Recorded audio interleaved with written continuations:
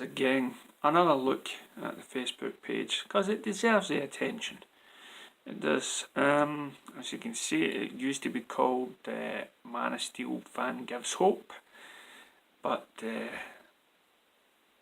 when I killed it off, I thought Vigilante served its new purpose. So as we scroll down to see some posts here. Yes, that looks familiar. Now this was actually done by Film Gob. Basically, Guardians of the Galaxy is commending Disney's choice to bring James Gunn back. So we can see a little bit of it just now. And the Oscar goes to... I'm really excited, and I'm proud of Bob Iger and Alan Horn for stepping up and sort of making a decision to reinstate James Gunn. I think that the theme of redemption is a theme that we weren't ready to discuss in 2018.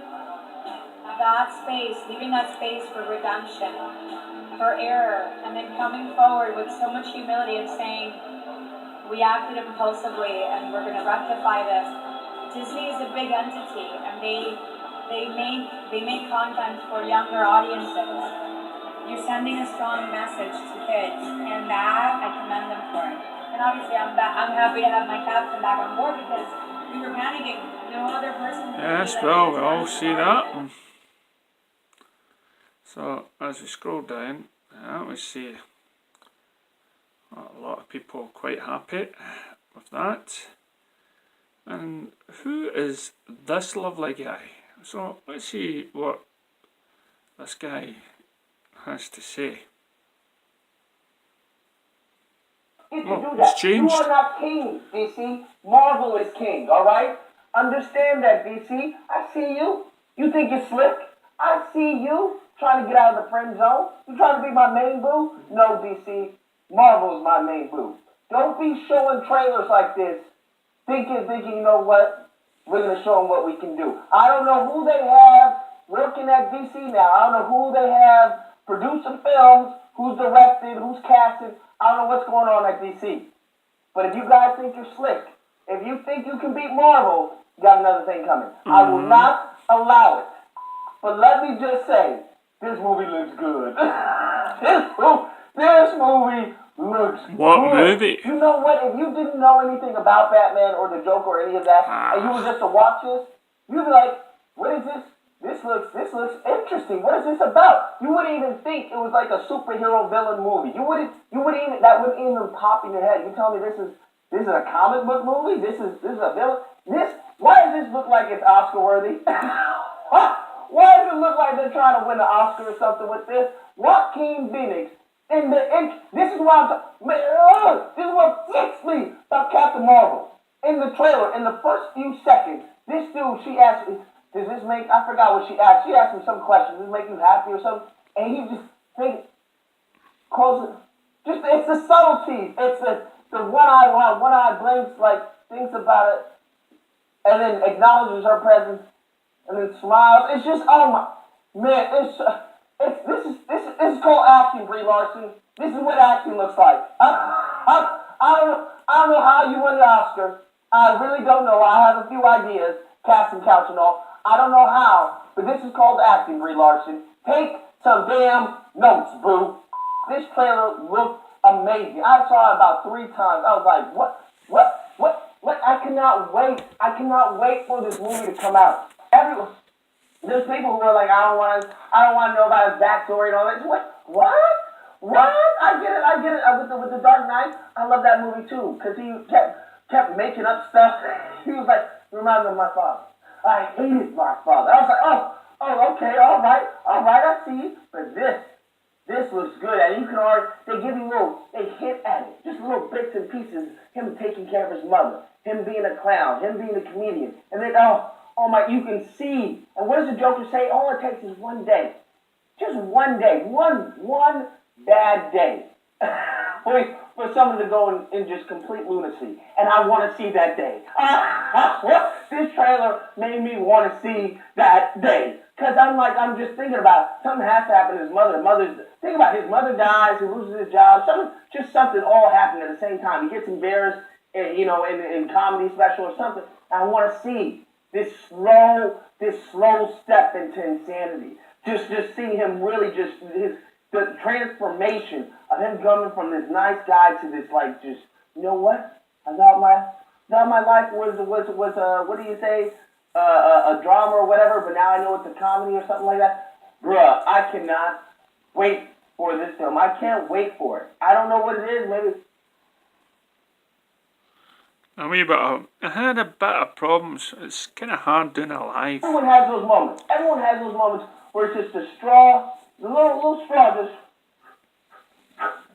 and it breaks the camel's back. Oh, it looks like we're not going to get it.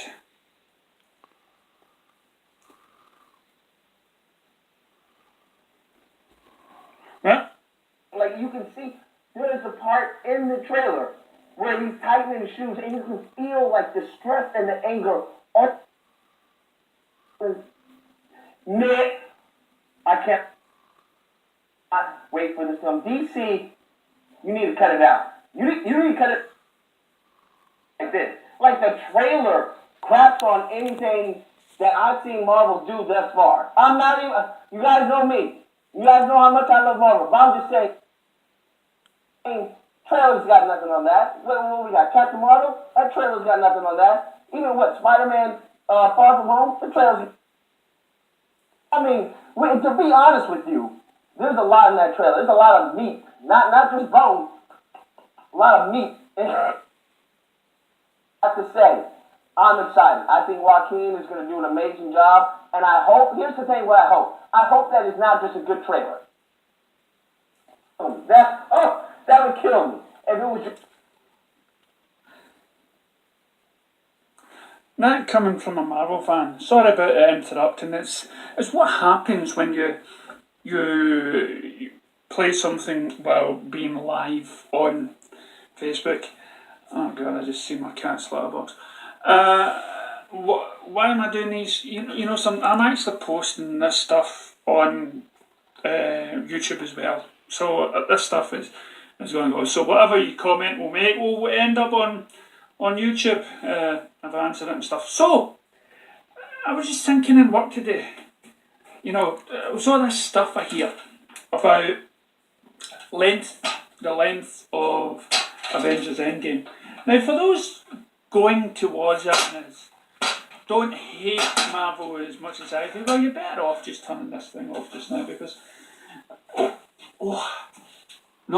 my ass is too fat for this little pair of steps. It's much cooler in here. Scotland has the sun out. Would you believe it? I don't believe it.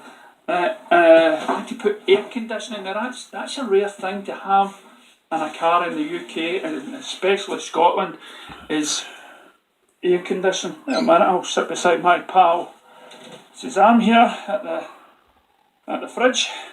Right, so get off my chest. As I say, these YouTubes and these Facebook pages is all about stuff to get off your chest. So my thing is, they're talking about Avengers being 3 hours long.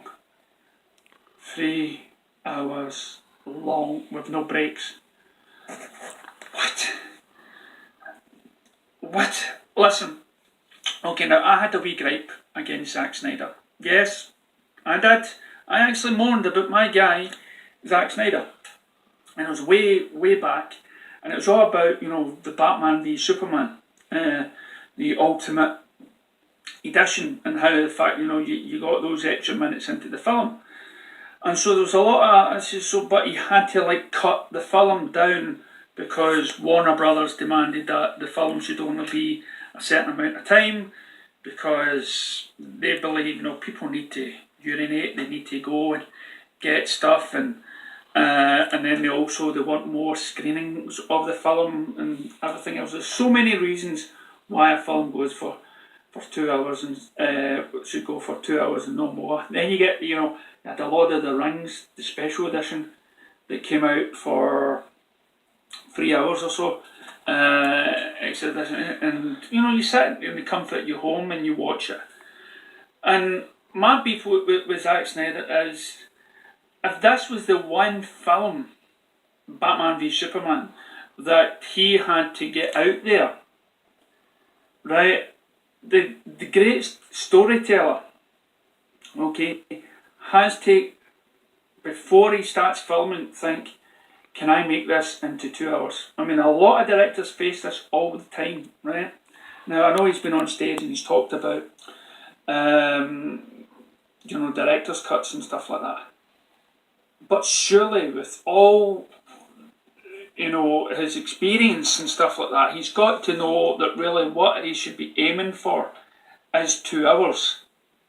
So that was my gripe against Zack Snyder, because of the backlash that BVS had, and then we had the Ultimate Edition, right? Which for a lot of people, it made the film 10 times better, right? It did, and explained it.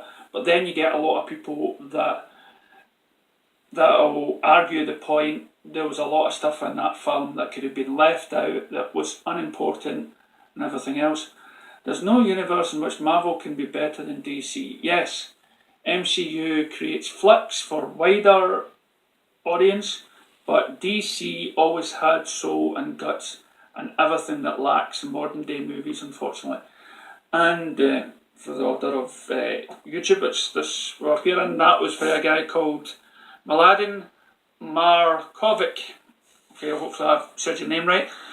And I totally agree with that statement. And I once seen one of the female critics that's on YouTube, Flicks in the City, I think she hosts, and she said that DC characters are a lot darker than Marvel and stuff. And there's a video that I posted down below where he had somebody, one of the producers on Shazam or whatever, and he was talking about, not all DC movies are going to be the same, because you can't, because it's all these standalone movies, that they're going to, if they're going to make Batman, right, it's going to be dark.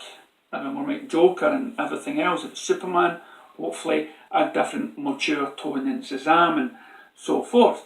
But if this was a Marvel universe, you would all have it on the same tone. And I've always said this about Marvel movies, that whether you're watching Ant-Man, whether you're watching the Hulk or whatever, right, it's all the same jokey, tony sort of thing, right? And so for me to sit for 3 hours, which I won't be there, I won't be seeing this. There's no way right? You'd have to pay me £1 million, right? And for me to sit in a cinema and watch this, and even then, I would question my pride and my conscience in doing so, because as I say, I can hardly sit and watch 2 hours of a Marvel film, let alone an extra hour. I mean, I loved the previous Hulk movies, right? I loved the Hulk standalone ones. I like both of them. I liked the Eric Bana one. I liked the next one. What was the other one? Ed Norton. He only did it once. Ed Norton. The Fight Club. I actually liked that. It was kind of dark. Both of those films that had that sort of darker element to it, and it was more serious. Marvel Hulk movies now, it's slapstick humour, and what I've heard about Ragnarok, that's just totally one-liners, two-liners, whatnot. So, I mean, good luck. I mean, the movie's going to make trillions and billions and whatnot, and stuff like that. But always, when I hear something like that being made into 3 hours, I always think back to BVS. And that film worked because it had so much level, so much things to it on a psychological and a physical level. And for that Ultimate Edition, after watching the Ultimate Edition, I felt like I could just, it could have went on longer, of course not, because Superman gets killed, but it explained things. So for this film to be 3 hours long, you think to yourself, well, they've had 10 years, right, building towards this so-called story, right, linking the movies. Now that's a load of piss, because, as I said on the YouTube channel, not one of those Marvel films made you feel like you had to see its predecessor to understand the one that you're sitting down and watching, right? Even if you're sitting down and you're watching through the credits and you're waiting for something to tie you into the next movie, and then you get Howard the Duck. You see, I've watched a couple of them, right to the end, to the trailer, and not one of them got me pumped. Now, what annoys me is the fact that, Zack Snyder was given all this hassle in the first place about cutting his film, where Marvel's going, I mean, we're talking about Superman and Batman. The two of the biggest heroes on the planet. This film, well, you had to get right. You just had to get right. And in order to get right, you had to make sure that the story, that the film was as epic as it can be. And right enough, it had epic moments. It had Doomsday, it had Lex Luthor confronting Superman and revealing their identities, and a lot of people says, we need a Lex Luthor and a Lois Lane to know who Clark is. One's a genius and one's a prize winner journalist and stuff like that.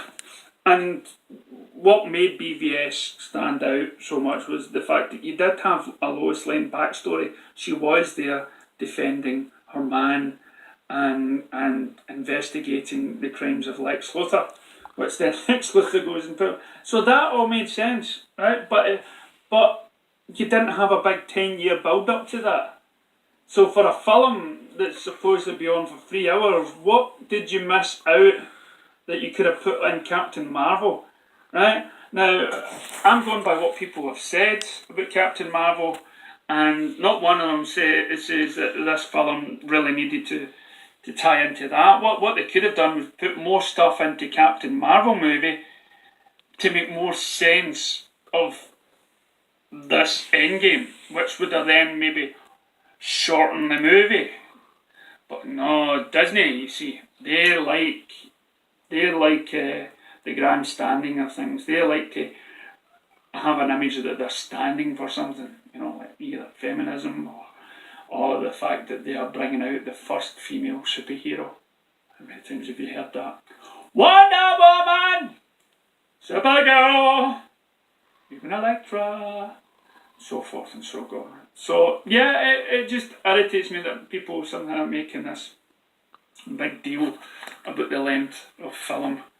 No way could I don't even think I could watch it on Netflix. What would I want to do in my life? If I wanted to go for a sleep, I would probably go to see it. Just to lie in one of those recliners.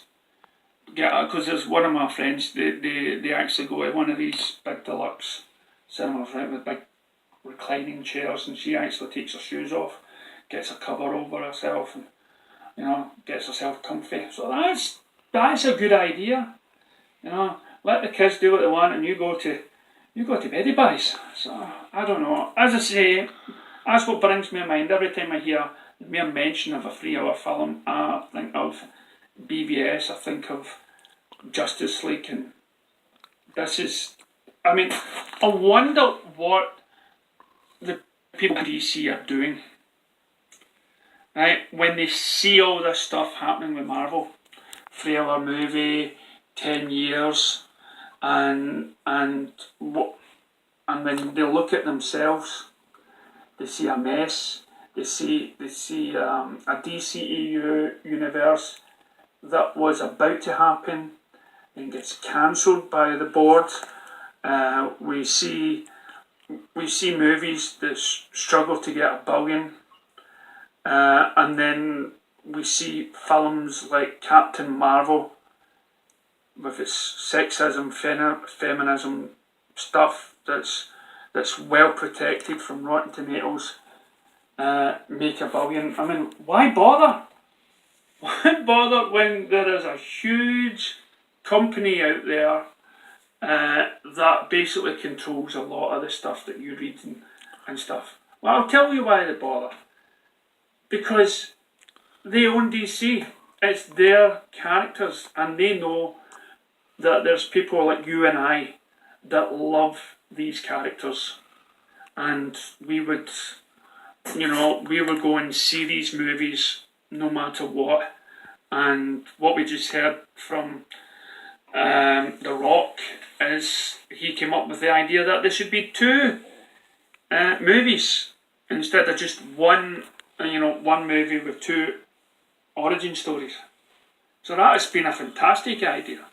The fact that we're going to get maybe a darker movie and Black Adam, and hopefully the next Shazam movie that gets started, which is starting soon, because they said they want to make Shazam movie